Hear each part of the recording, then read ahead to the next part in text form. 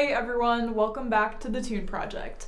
Today I'll be walking you through step-by-step how to play No Woman, No Cry by Bob Marley. And stay tuned for the end of this video where we'll play it together at a slow, medium, and fast tempo. So for this one, we're in the key of G major, and we're starting on the D string with our third finger, G.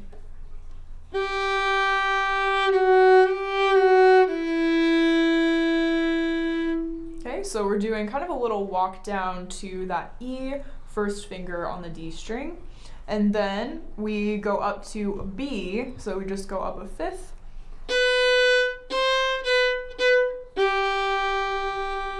That's kind of our little echo, and we're ending on the G that we began on. And then we walk up to that same G and play the same passage once again.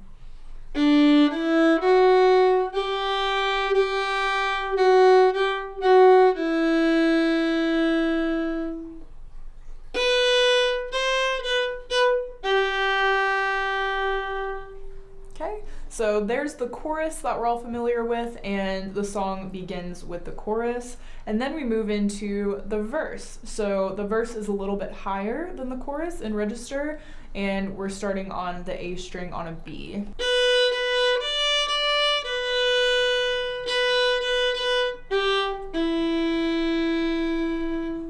Okay, so pretty simple there. We have some repeated notes, and then we go down to the D string from the A string, and we end on an E. Next, we hop back up to that B that we started the verse on, and we play that one more time.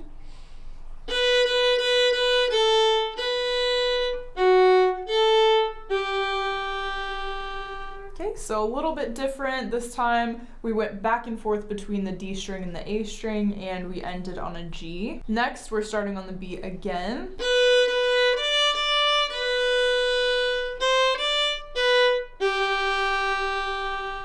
Okay, so same concept, the melody still is there, the melody that we're familiar with, we're just kind of creating a little bit of a variation on that.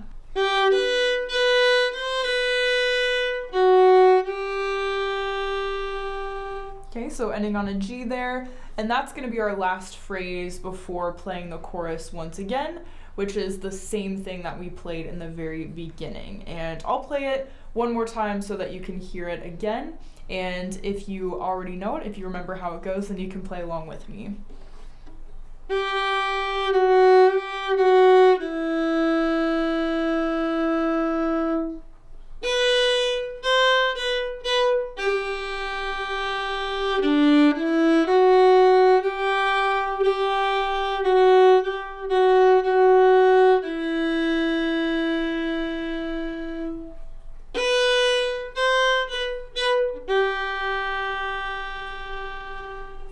Alright, so there you have it. That is No Woman, No Cry by Bob Marley.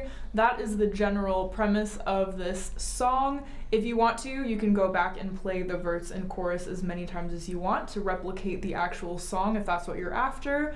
But if not, if you just want the general idea, if you just want that basic melody that you're familiar with, then you can stick with what you just learned here. So moving on, let's talk about some ways that you can add a little bit more, a little bit of style to what you've already learned here with this melody, and we'll also review a couple of things that we learned along the way. So first of all, like I said, we're in the key of G major, so most of you are familiar with that if you're watching this video. If you need a little refresher, go back and just play a G major scale and arpeggio and you'll have the finger pattern down. And then like we talked about along the way, we have a lot of repetition, so a lot of repeated notes and similar structured melodies. The only difference in some of these phrases that we come across is that we have a little bit of variety going on. So we'll play one phrase one way, and then we'll play it similarly in the next phrase, but pay attention to those differences as you're going along, and that's what really adds the true nature of the tune and also kind of adds a little bit of interest as you're playing this. Another thing I would say is if you're looking to replicate that reggae style of this song, or just, you know, make it a little bit more rhythmic, then you can definitely do that with adding a shuffle in the beginning of the tune. So maybe just playing a simple G major unison octave, right? Just something like that, something simple just to get you started. And that way you can, you know, you can maintain the groove as you're playing through this tune. If you want to take it up another level, you could also kind of add that rhythm in throughout. If you're not playing this with another instrument, if you are, great, that's awesome, even better. But if you're just playing this on your own and you want it to be a little bit more rhythmic, have a little bit more of a groove to it, you could maybe throw in that same rhythm or a different one if you prefer, and just kind of sustain that throughout the melody. So for example,